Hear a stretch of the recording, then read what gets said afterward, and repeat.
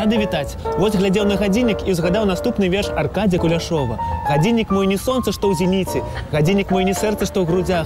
Сваім дакладным часам на арбіце сама зямля мой вымірае шлях. Радкі, якія змушаюць задумацца аб вечным. Слова гадзіннік уласна беларускае.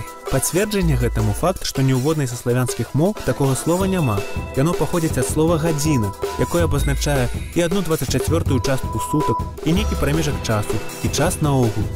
Прыкладам, настала там добрая гадзіна, ці настала ліхая гадзіна, ну і гэтак далей. Слова гадзіна не так даўно з'явілася ў нашай мове. Дакладна зараз сказаць немагчыма, хто калі ўпершыню ўтварыў і пачаў ужываць яго, але ёсць версія, што гэта адбылося ў сярэдзіне 19 стагоддзя, калі пачыналася беларускае адраджэнне, і многія пісьменнікі, літаратары ўжывалі розныя словы і спрабавалі ўтварыць новыя. Шапікамі называюць невялічкія гандлёвыя кропкі. Таксама для іх абазначэння выкарыстоўваюць назву крамка, а я ў сваю чаргу прапаную бліжэй пазнаёміцца са словам крама. Крама – слова, якое прыйшло да нас з Польшчы, і вядома, што там яно ўжывалася аж у 13 стагоддзі.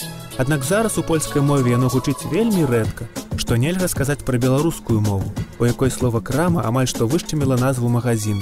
Дарэчы, магазінам звалася раней месца, дзе захоўвалася збожжа. Слова ж крама ўжо ў старабеларускай мове мела шмат аднакарэнных слоў. І крамнік для абазначэння чалавека, які сядзіць у краме і займаецца продажам тавару, і крамар, і крамніца, і крамны – гэта значыць той, які куплены ў краме, гэта значыць выраблены не саматугам, але фабрычным спосабам. А вы, паважаныя гледачы, ўжо падрыхтаваліся да сонечнага надвор'я? Мне здаецца, патрэбны стыліст, каб дапамагчы выбраць акуляры.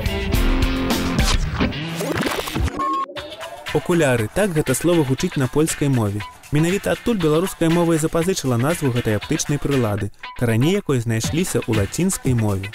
Окулярыум, дзе яно абазначала шчыліны для вачэй у шлеме. Вось і надышоў канец нашай сённяшняй сустрэчы. Дасылайце вашы лісты з пажаданнямі пачуць пра тое ці іншае беларускае слова на адрас рэдакцыі ці на электронную скрыню. Буду чакаць. Убачымся!